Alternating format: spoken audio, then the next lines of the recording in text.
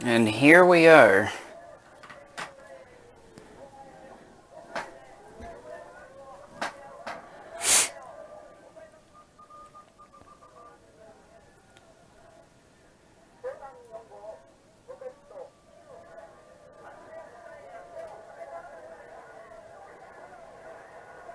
This is a little weird.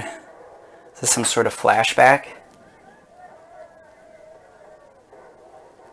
Definitely clips from Godzilla, King of the Monsters, or Gojira.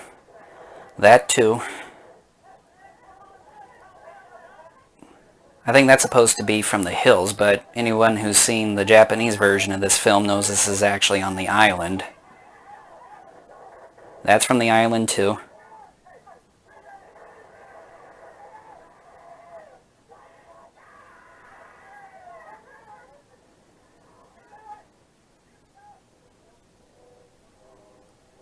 It's quite an interesting way to open up the film. I mean, it's not terrible. I mean, it's a nice way. It hooks you in, but oh, Varan the Unbelievable. They spelled unbelievable wrong. You're not supposed to have that second E in there.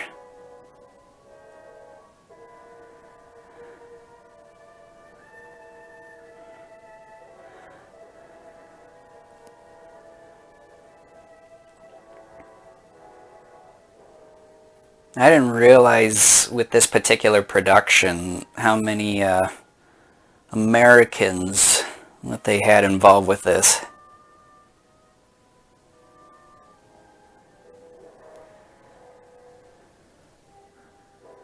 Let's see how many of the Toho staff get credits on here. So far, nobody.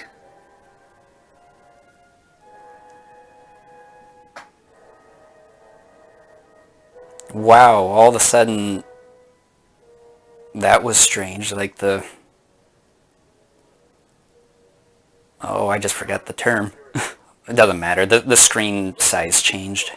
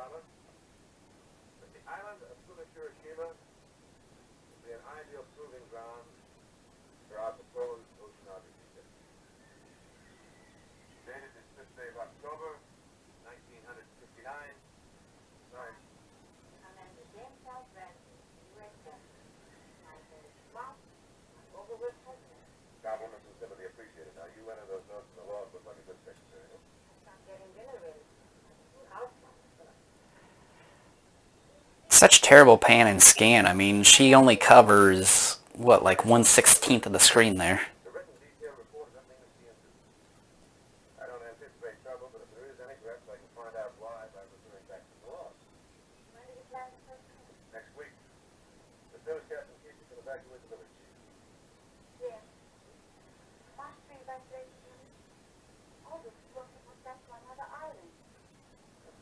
Excuse me while I turn the volume up. The sound quality on this isn't great.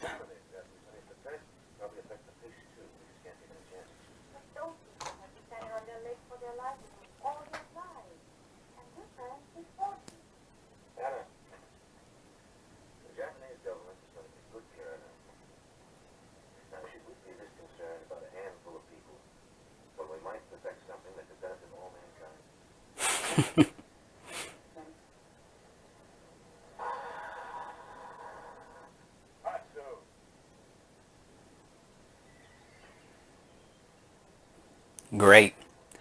There's a kid in this film.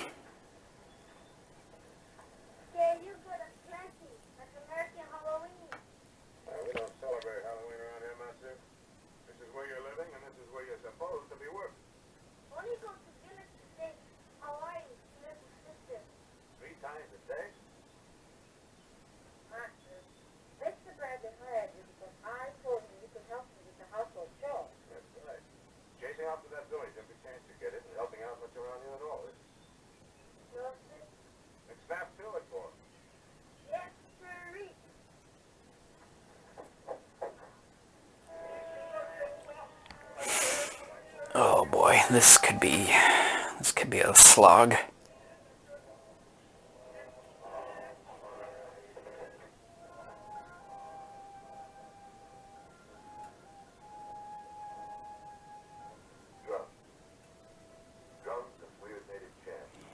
Oh boy, we gotta show off our muscular physique.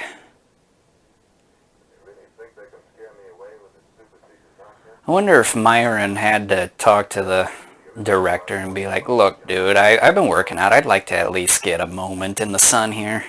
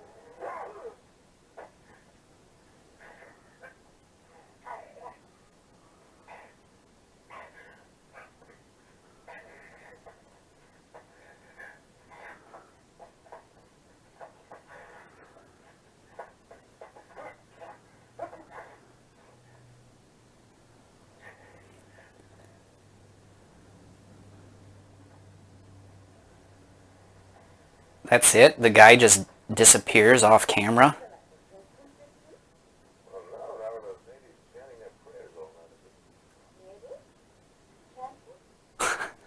Yeah, the natives are chanting their prayers, and yet little did I tell you, I just kind of fought a guy. Unbelievable. Oh, Varan the Unbelievable. That's it? Nothing's mentioned of his tussle?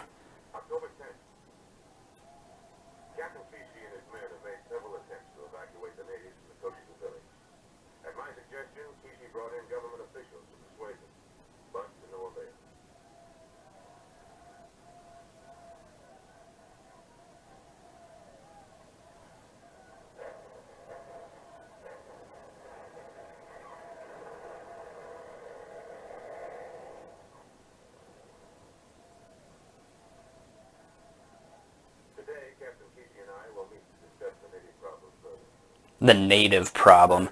Yeah, here I am, a government official, or, if you want to look even further into it, a white man imposing on someone else's territory, and yet it's the natives who are the problem.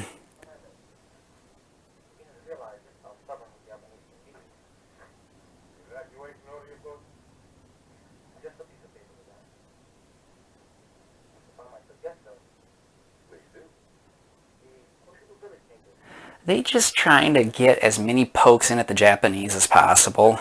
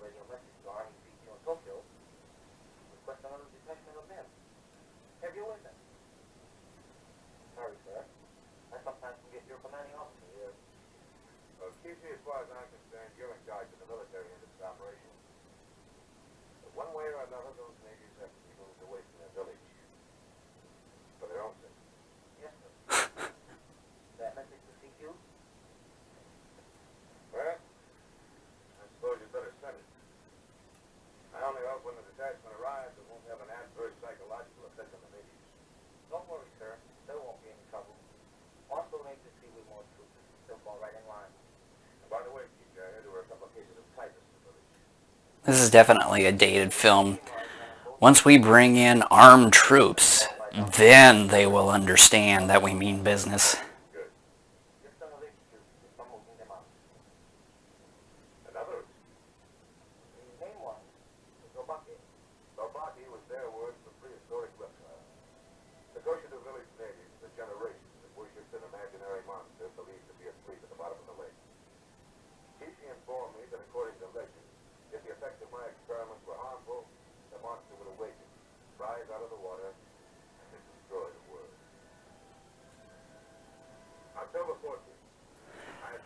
The problem with this particular type of storytelling, I don't know how well you can hear the volume from the television, but it's very much like Godzilla King of the Monsters, in which the story is told past tense or first person past tense. And the problem with that type of storytelling is that it loses a lot of intrigue and tension simply because, well, we know at the very least our main character is going to survive the events of the film. So I'm not a huge fan of this type of storytelling.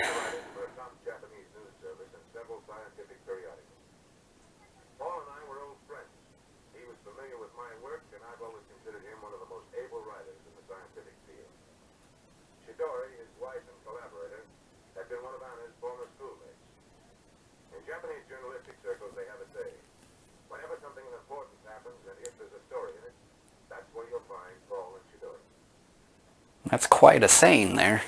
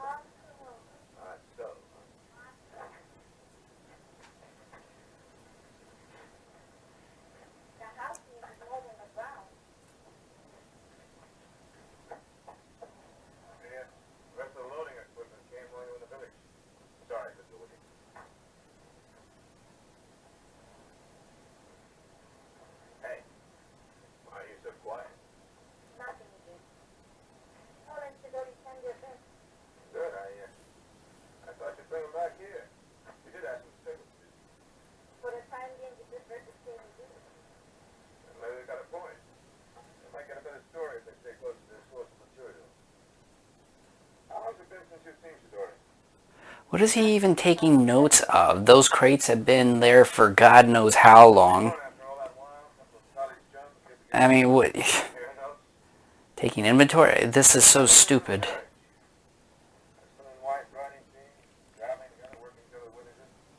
It's one thing if those crates just arrived, but no, those have been the same crates.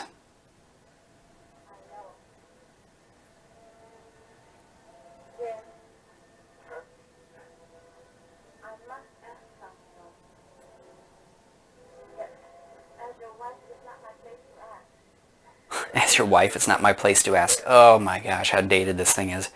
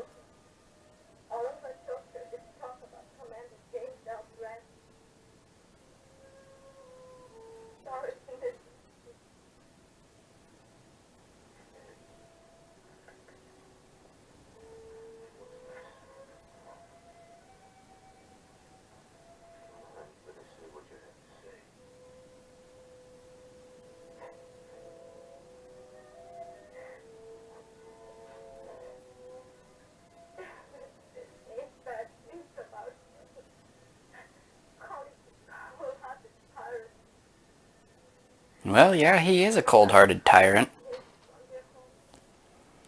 I'm just gonna step onto someone's village, kick them out, and pour chemicals in their lake.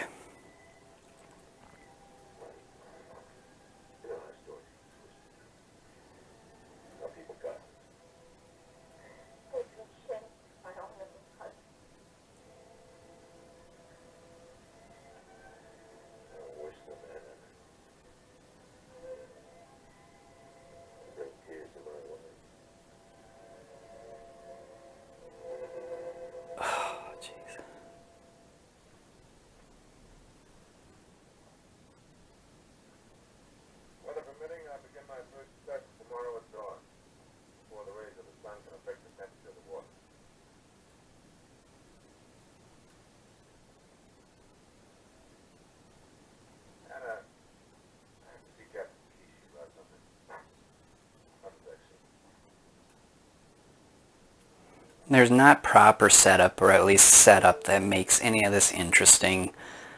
No great character development. I mean, this so far is living up to the reputation I have heard from other people and read in books and periodicals saying that this is a pretty terrible film.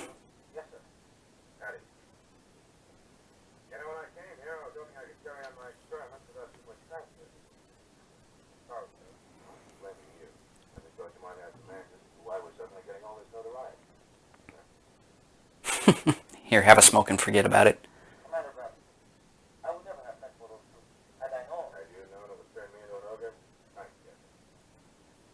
Very choppy editing.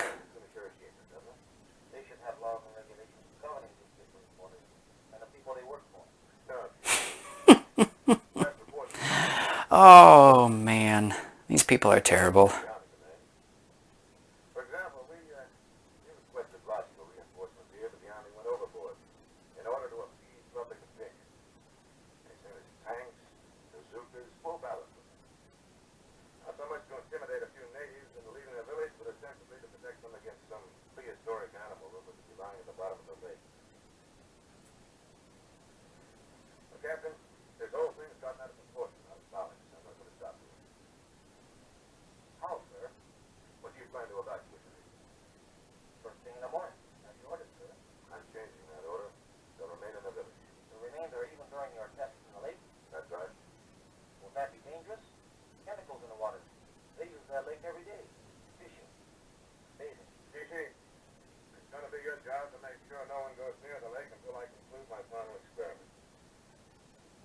But it doesn't matter. He just said that they use the water from that lake. It could be coming down from various streams as well. It just... Either this guy is stupid and or the writing's terrible, and I think it's both.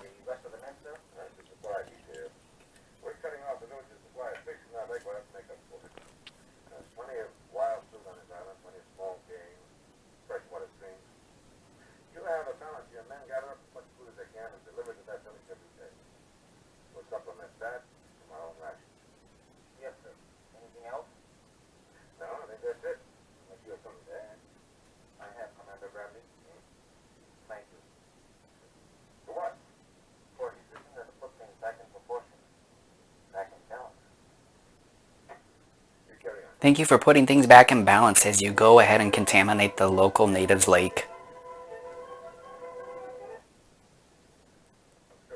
That was weird. Abrupt cut of the music there.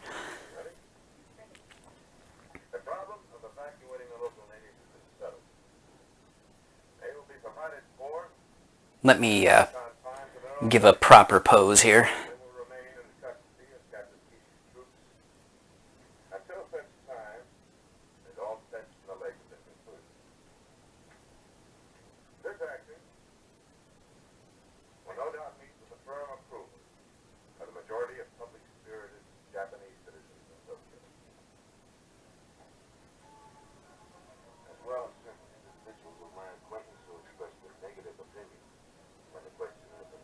That's right, I speak for an entire city of people. A city in which whose publications have called me a tyrant.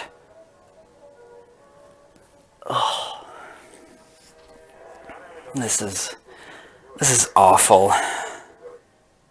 Naturally, Paul and Shidori Aizo are doing their job too, writing their stories about the strange and mysterious ceremonies of the local natives, as well as informative articles pertaining to my experiments. October 17th. This was the day for my anti-saline test. Captain Kishi's men are standing by, ready to assist me in launching chemical cylinders. Is it necessary to use bazookas to shoot the chemicals into the lake?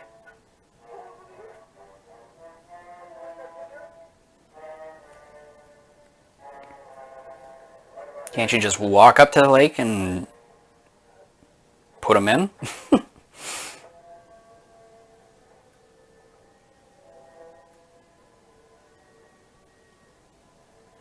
made it just in time. 1 minute to go. You ready, Hannah? Keep you stand by.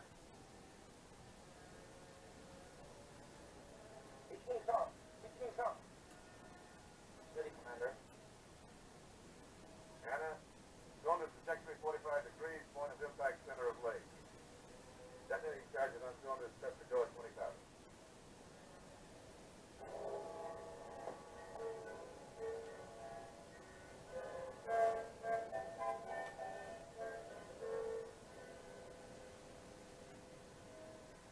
Ready, Kishi? Let him go.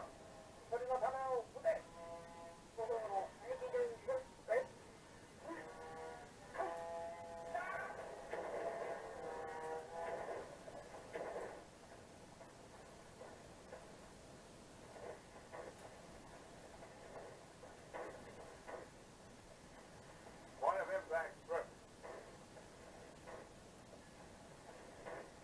Detonating charges, which are attached to the cylinder, should be going off now, releasing anti-saline chemicals. According to my calculations, it will take a little more than 24 hours before the chemical spreads and saturates the entire lake.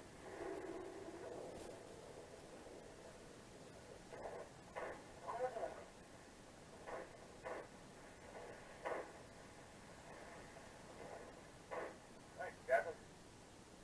So far, so good. Whenever you're hungry, we have carrots and hot tea. Sounds fine. Planning on staying out here, sir? The next 24 hours, you know?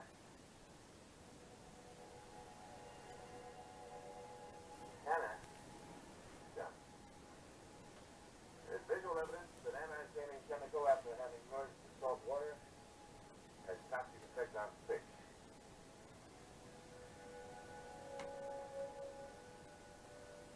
Kishi?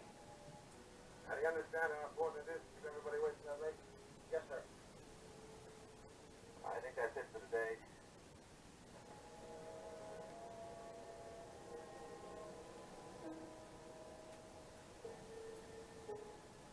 If the lake is not entirely clear of bottom residue by 1400 hours tomorrow, the anti-saline chemical will drift down to a depth that will make it impossible to conduct normal shallow water tests.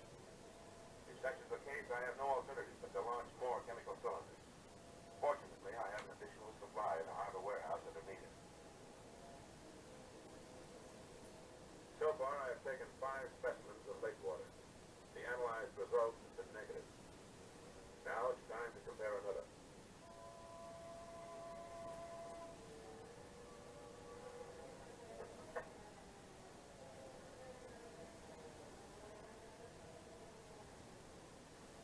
Mud again.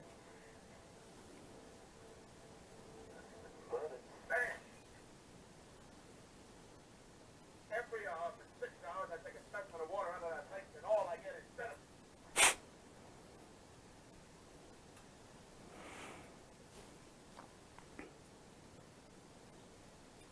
You apparently didn't think this thing through, dude.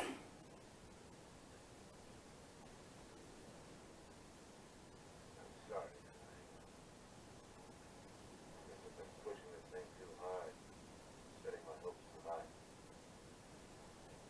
Instead of acting like a half-wit thought society, I'm acting like a little boy.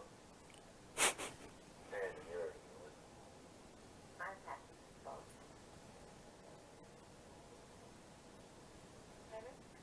no.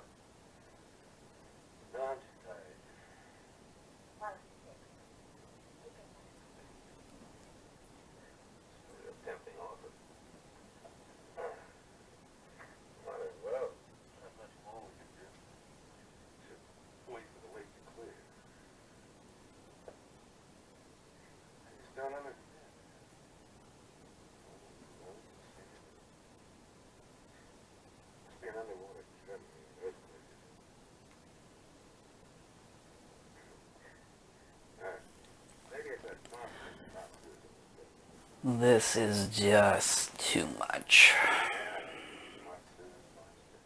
Kicking up a fuss. Way down there at the bottom of the lake.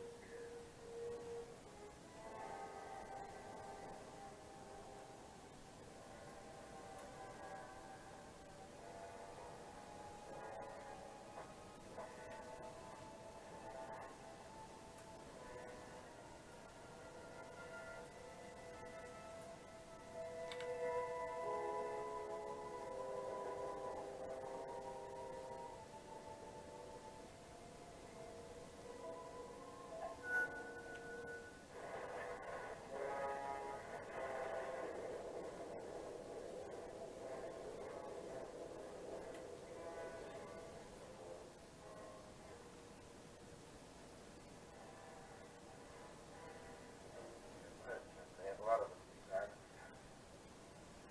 It's all. Ah!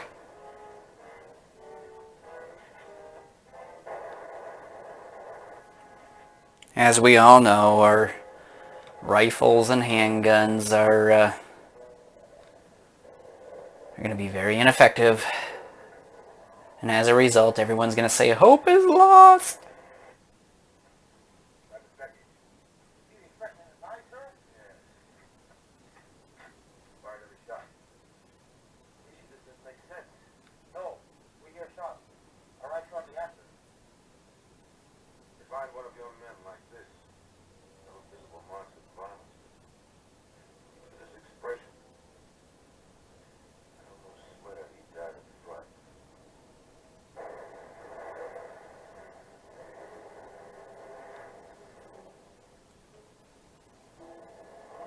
After last night's experience, I had Captain Kesey send his men out to search the entire area surrounding the lake. Kesey reported that one of his men had made a strange discovery. That prehistoric monster you brought up? Yeah, it's real.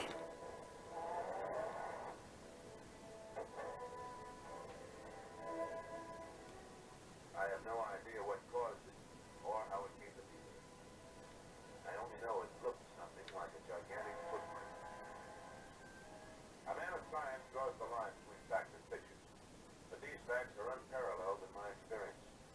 First, strong and continual traces of mud and sand in the lake water. Second, a Japanese soldier dies of sheer fright. Third, those strange and unusual tremors of the earth. And now this. Accordingly, I've instructed Captain Kesey to double the number of men patrolling the perimeter of the lake. I am realizing now what I should have done here is I should have been drinking while doing this. Because right now this isn't fun. This is painful. And I know I've been very quiet throughout most of this, and I'm trying to kind of pick up on the exposition here, but as I mentioned earlier, I'm not sure how much of this you all are able to hear, but hopefully you're at least able to hear some of it. Because in that, instead of just looking at a picture with no audio, hopefully you're able to kind of follow along with what I'm seeing and hearing here. But yeah, this should have been a drunken commentary. I used to scoff when people had premonitions. Now I wonder. My suspicions are unconfirmed, but nevertheless, I've decided to send Anna back to Tokyo. There, I know she'll be safe. I still don't understand. You still haven't told me why. Anna, when I join you in Tokyo, I'll give you all the answers. Right now, I just want you to be a good girl.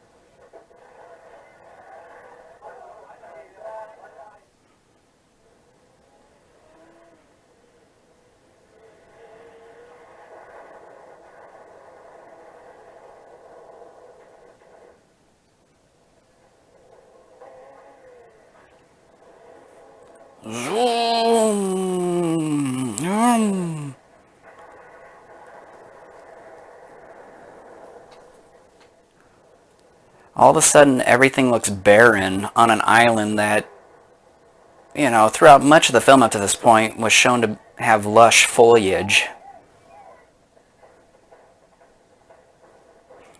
That'd be so funny. I'm sure how they filmed all this. They decided to go out to, I don't know, Arizona, New Mexico, Utah, maybe even Montana.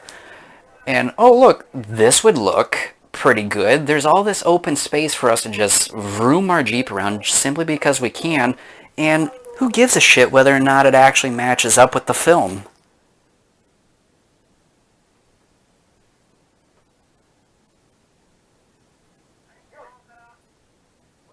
On that side is the lake. That's the moose house. Make sure they keep some guys close to all the high points around the lake. Yes, sir. Oi, hey, it's I will wait. Apple. Apple.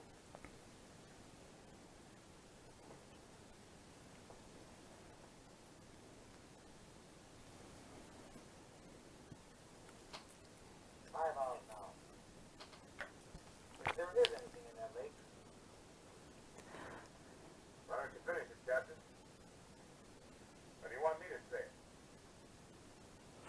We're stuck out here in Montana while somehow everybody's on the island. How in the hell did we get off the island? You know that the chemical in that water should be settling to the bottom.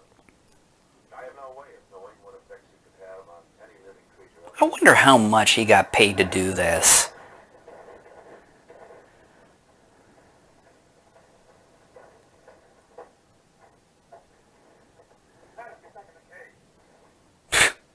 I'm just gonna shove my wife.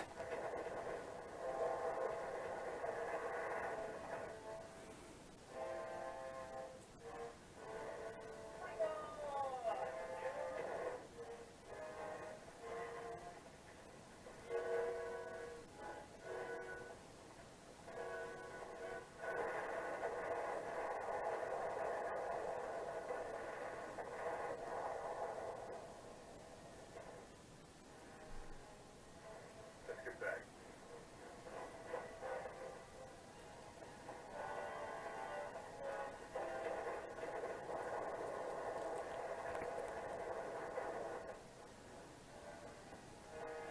Well, part of the title is pretty accurate for this version of the film. That is, The Unbelievable. It's unbelievable how terrible this movie is. But then at the same time, probably so, simply because so many people have said how terrible it is.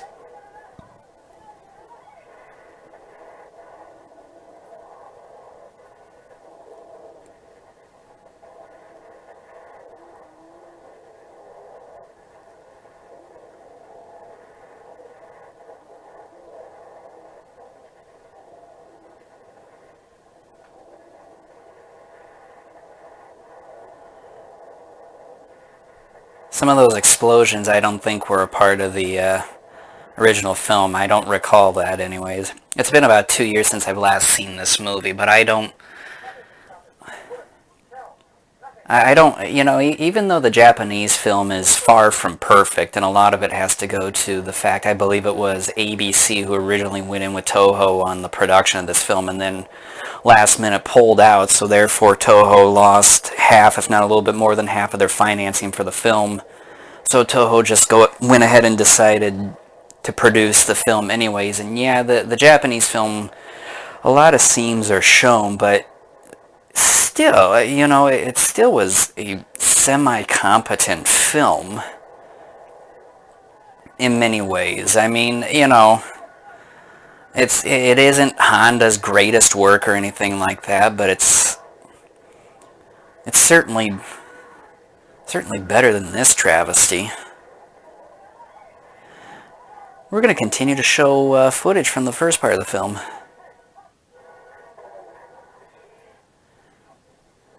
I haven't heard Varan's name actually being stated yet, and all these weird jump cuts. First of all, he was on all fours. Now we quickly show footage of him on his hind legs. They definitely said screw consistency here.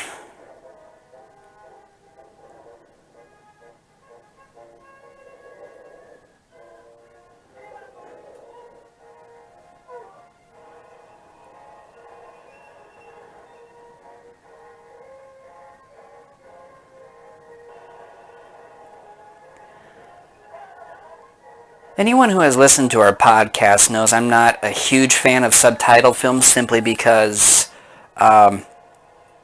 trying to read text for at least an hour and a half while also at the same time trying to look up and see what is going on in the film, that puts a lot of strain on my eyes, and it gives me headaches every time I watch one of these or one of those subtitled films. But the editing in this film, with the awful pan and scan and the awful cutting of the film to try to show a different perspective, is just as jarring, if not even more. I mean, my eyes are already feeling some strain. This is awful. Outside of just the general story in and of itself, how this American edit is put together is... Oh, see the seams underneath there? Yeah, that's very believable. That's unbelievable.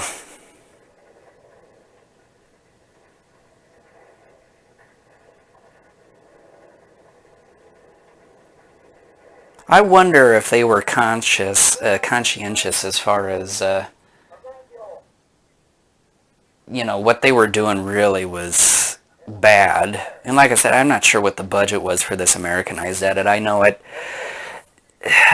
came over here, I think, about 2 years after the Japanese produced it, and then they filmed all this, and then I think it wasn't even released until another year or two later. Here in the States, that is. There's a chance they might be safe. Captain Casey's been in contact with the troops in the village.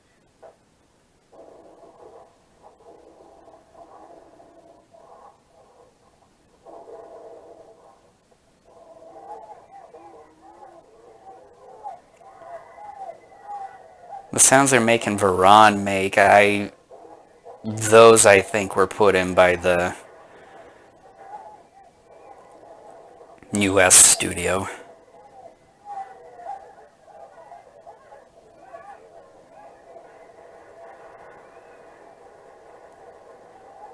It is too bad though, and now I'm, referring back to the Japanese edit.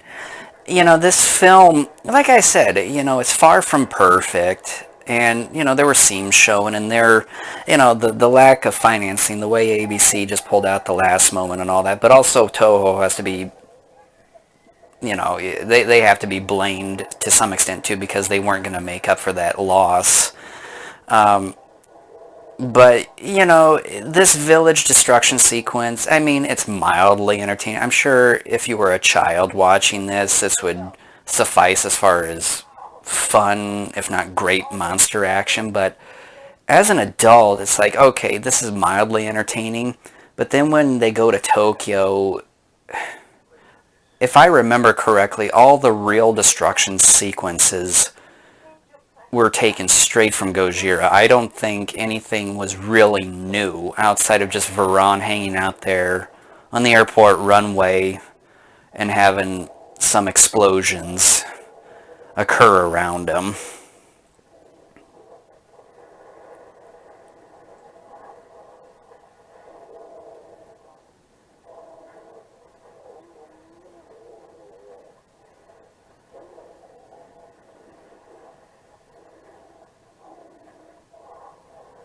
Varan definitely needs to be in another film, either another solo film or something. I think part of the reason why Toho is so reluctant to use him, or adamant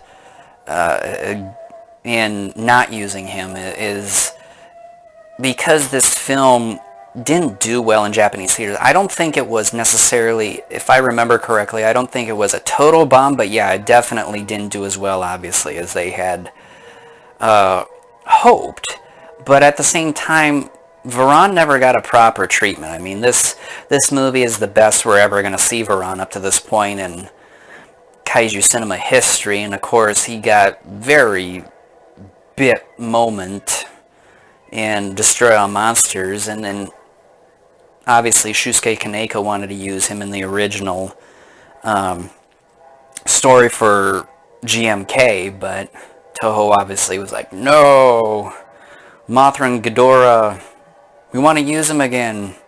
Even though Mothra and Ghidorah have shown up in just about every Godzilla film to date. It's just,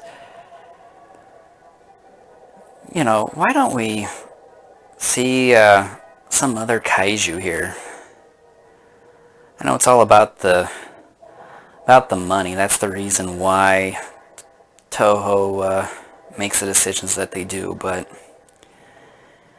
a lot of the films end up losing some of their luster because, you know what, we've been there, done that. We've been there, done that many times with Mothra and Ghidorah. Would have been great to see Godzilla go up against Varan, but also it would have been great to simply see more of Varan.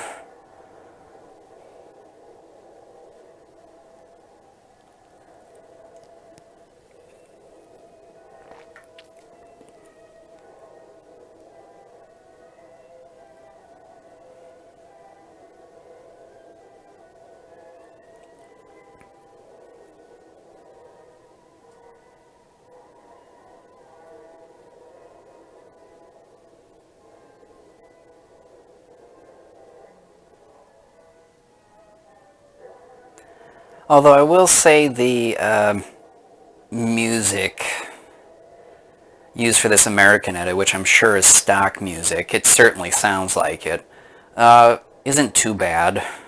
It has sort of that vibe that you would hear from a science fiction film. It has that woo woo woo type of sound. My gosh, that was awful.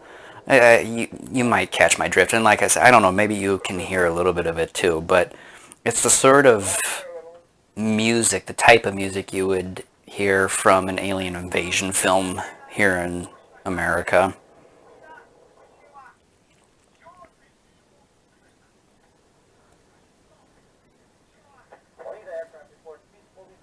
So they were trapped by Varan, and yet somehow their jeep survived unscathed. No rocks or sediment in it.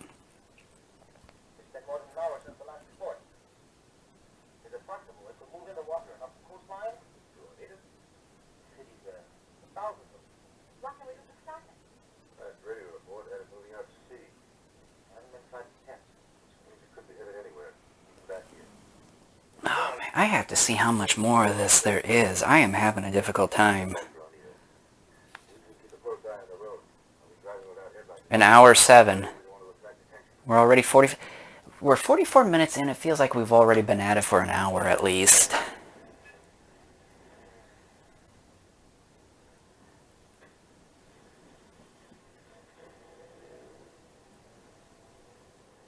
I thought this thing was an hour and a half. Thank God it's not, though.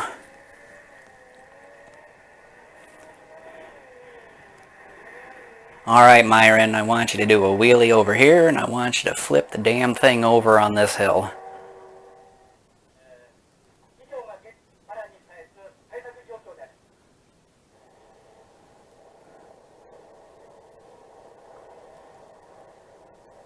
Like I said, my eyes are straining horribly from the terrible pan and scan and terrible editing of this version, and like I said, thank God this movie isn't any longer than what it is, but still, this is painful.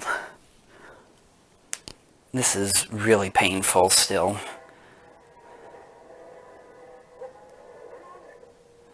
Although, when did Varan show up? What, roughly maybe 35 minutes in?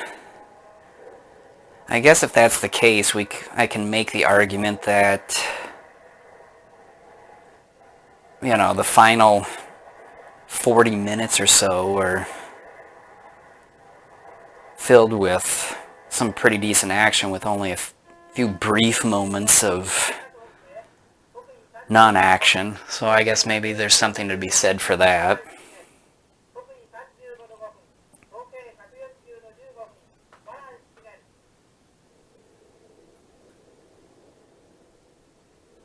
But still, like I said, the terrible pan and scan and editing of this, you can't see me right now, but I am really rubbing my eyes. I've been doing so for about the last 4 to 5 minutes. This is not good. I'm going to end up going blind for everybody here. The things I do for my fellow fans.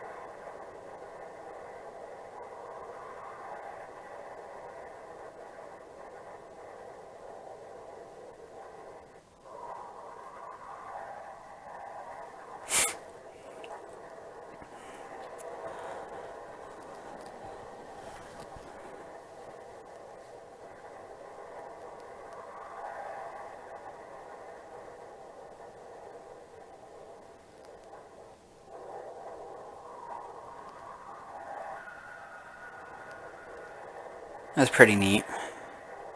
I keep forgetting about this shot. It's probably one of the better shots of the entire film.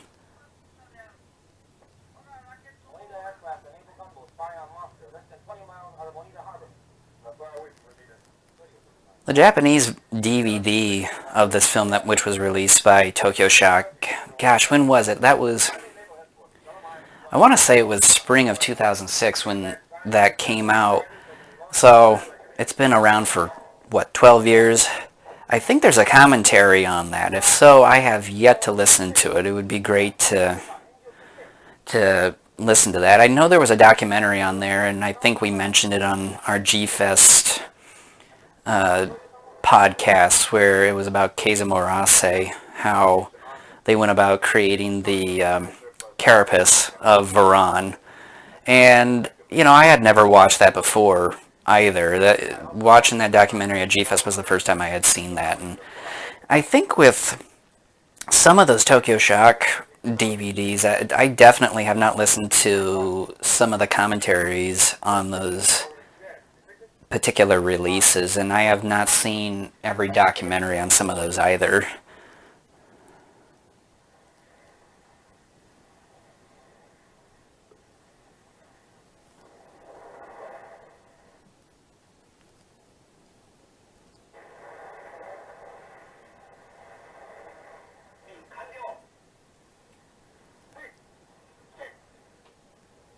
I think that was Haruo Nakajima there.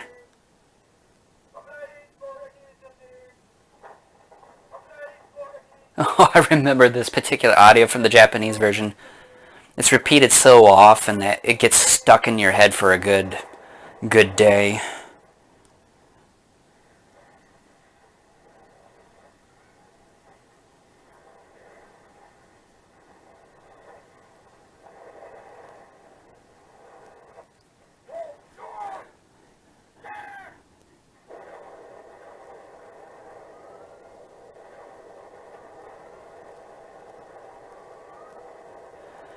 My cat is outside the door meowing. I don't know if you can hear that or not. He's probably like, look, dude, I can't see the picture, but I can hear it, and yeah, that movie sounds terrible.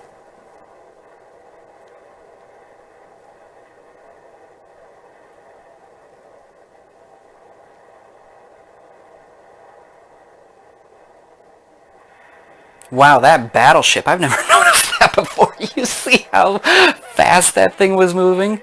Wow, that thing with all the water that was coming up onto its deck, that thing should be sinking.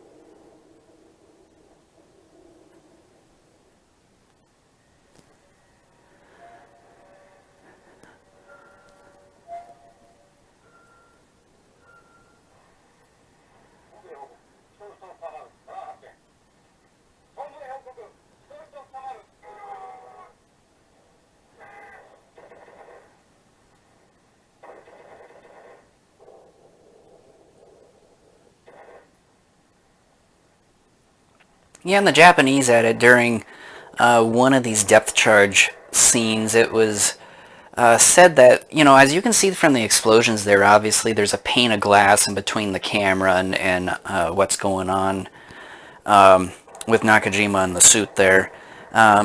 It was said that you could see sort of the reflection of Subaraya and Honda in one of these scenes, and I could have swore, the first couple of times I first saw this film years ago, that I swore at one point I could see the reflection of at least two people. I couldn't say for sure whether it was Subaraya and Honda, but I swear at one point I did see two people, and the handful of times I've seen the movie since, I've had a more difficult time trying to spot it, so I don't know if maybe my eyes were playing tricks on me, and just because I was wanting to believe I was going to see two people in one of those scenes, that my brain sort of played tricks with my eyes and the like, or if I actually did see two people or what, but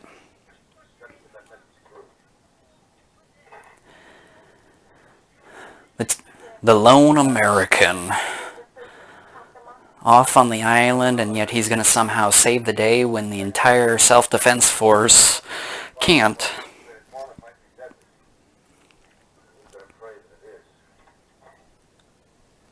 Unnecessary scene. Oh my gosh. I'm saying it right now, this thing sucks. As I said earlier, part of the title on this is incredibly accurate, where it's unbelievable.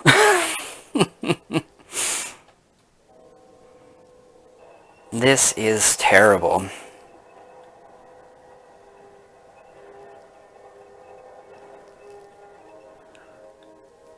I recently purchased this version of the film, and I've had this in my possession.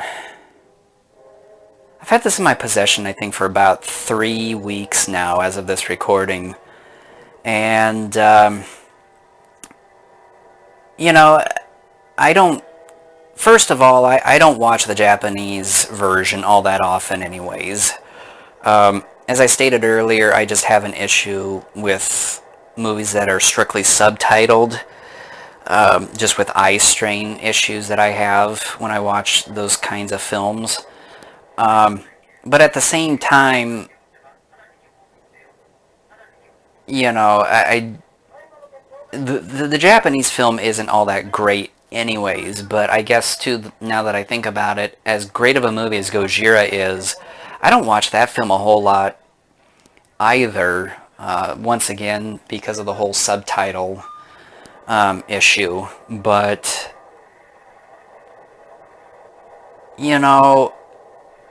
even with this film, with it being an American edit where outside of the original Japanese scenes, it's in a language that I can understand. I don't need subtitles. But this is so awful. I don't know if I will really ever watch this particular version again.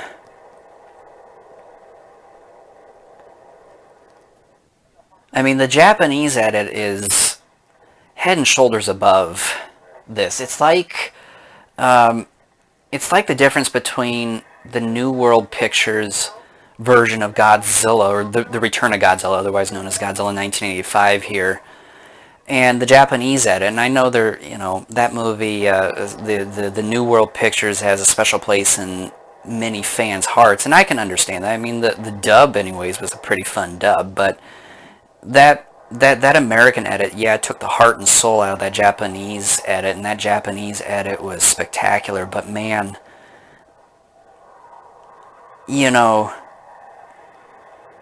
similar to the Return of Godzilla, the Japanese edit is far superior to the American edit.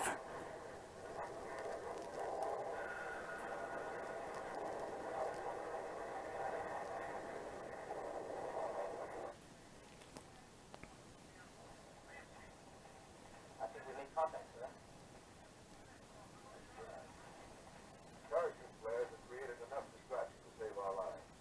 I had Captain Kishi transmit a message to Omida advising that they use similar flares in the delaying action. We're gonna, if this is gonna turn out the way that I think it is, it's basically they're trying to put something together, and yet they're acting all suspenseful, and we're supposed to, I guess, end up believing that Myron Healy, or Captain James Bradley, is the hero of this film simply because he radios in and tells the self-defense force, use the flares, it distracted Varan the first time. We have a very passive hero here, is my guess that we're going to end up having here.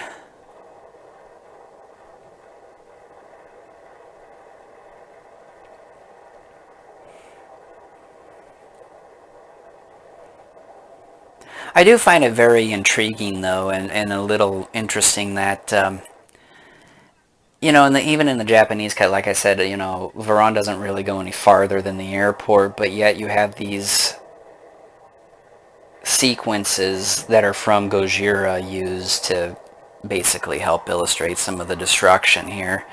But yet, when you pay attention to some of those scenes, it's a totally different building. It's a totally different size of building. There are streets and stuff being shown. I mean, some of those shots don't even match up, even then.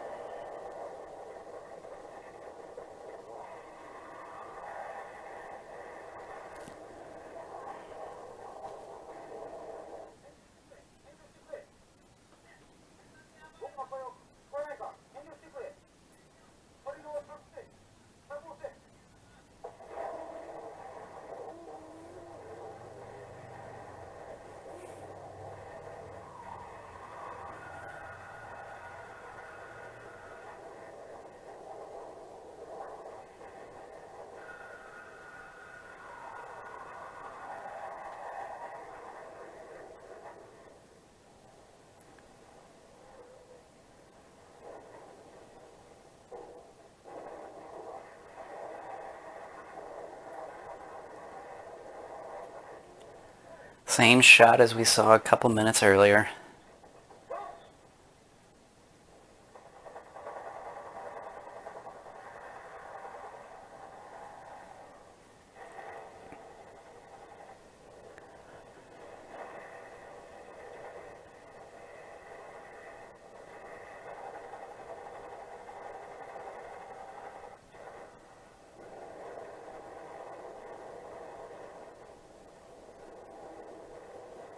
I was about ready to say, what are we supposed to be looking at here?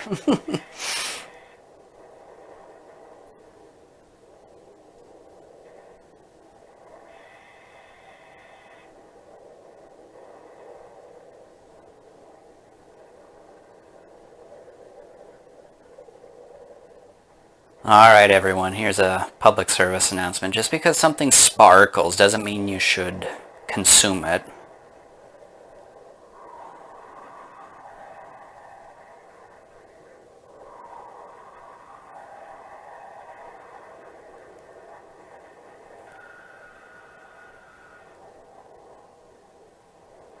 Yeah, the roars that they have for Varan for this American edit, I don't ever recall hearing in the Japanese edit, so I don't know. I don't know why they decided to change the roars. I mean, I can understand maybe adding the occasional roar in certain spots because of how you edit the film, but otherwise, can't you just try to keep the original sounds?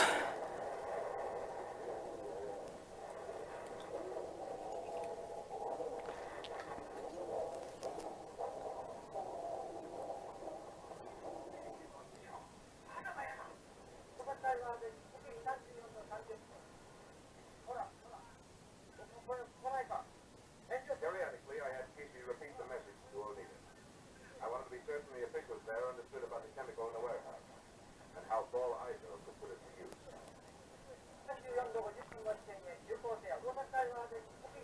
So our magic chemical is going to be the one that works. Oh my gosh.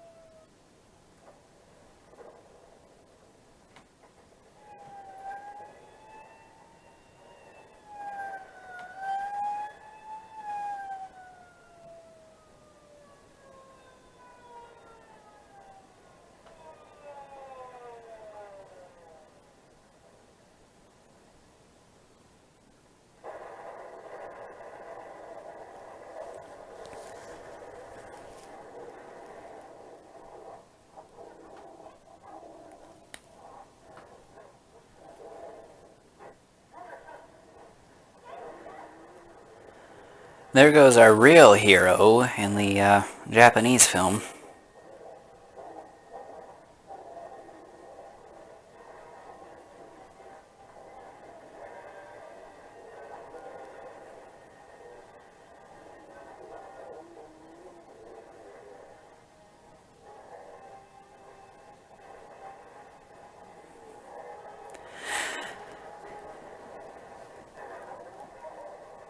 This was one of my favorite sequences in the Japanese edit because they keep showing they keep showing him running back. They show so much of it that it's excessive, and he just stumbles over, and you can tell he's not trying all that hard as an actor. It's so terrible that it's funny.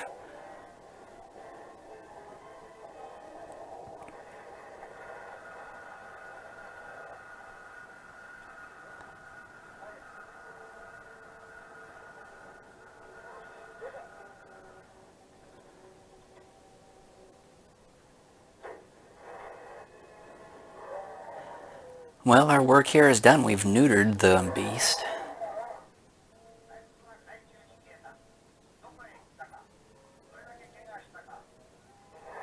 To be perfectly honest with you, I haven't been paying as close attention as I should during kind of this final, like, 10-15 minutes. What in the world was Myron I thought he was working on something like a bomb or something, that somehow he was going to give it to the self-defense force to use, and somehow miraculously his special little bomb going to be the thing that saved the day.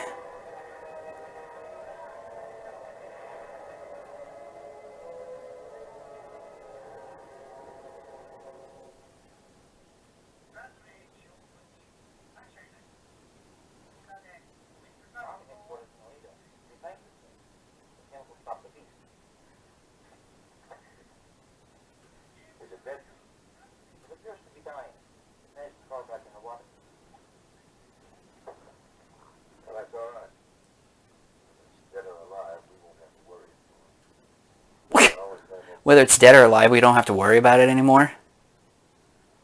And if it were alive, it may show back up on that island again.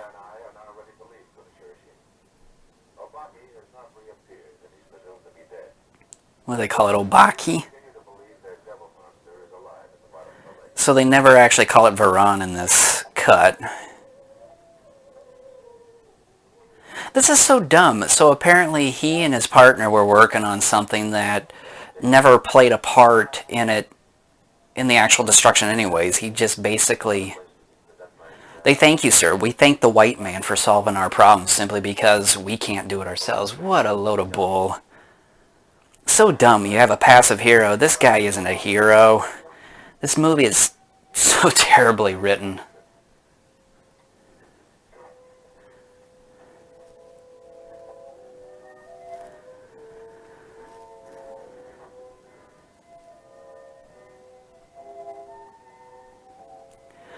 Let's drive back to Montana. We'll drive through a magical portal that'll get us there. Its fathomless depths uncharted, unexplored. Who can really say that Obaki does not lurk somewhere in the deep, waiting for the right moment to return? Could happen. Maybe 100 years from now. Maybe tomorrow. It might even happen today. Thank God. It's my favorite moment of the movie. Oh shit, now it's starting back up again. Oh. No, I do not want to watch it again. Well, let me just turn this awful thing off here. Grab the camera here. That was terrible. Pardon my French for what I'm about to say, but that was shitty. That was awful. I agree with anybody and everybody who has ever said that, yeah, this particular edit of a Toho solo kaiju film, I will say it's the worst out of the four. It's not good. Not good at all. Stay away from it. You know, even if you get an opportunity to buy it for even a couple bucks, save that couple bucks to buy a couple packs of gum or something. Your money would be better spent that way. Don't waste your time with this. If you want to watch a Varan film, stick with the Japanese edit. That's significantly better than this travesty. It's awful. As you just saw there, it's awful. Don't waste your time on it. I hope at the very least this commentary was amusing, and you know, I don't know how comedic it was, but like I said, hopefully at the very least it was amusing. And for those of you like myself who have never seen this film, hopefully this opened up your eyes and will encourage you to never ever watch this film again. So yeah, it's a very terrible film. And like I said, I don't intend on watching this again anytime soon. This will probably be collecting dust on my shelf. And the reason why, yes, I'm going to be keeping it is because I'm a completist. And a lot of you, I think, understand that. But yeah, stay away from it. It's shitty.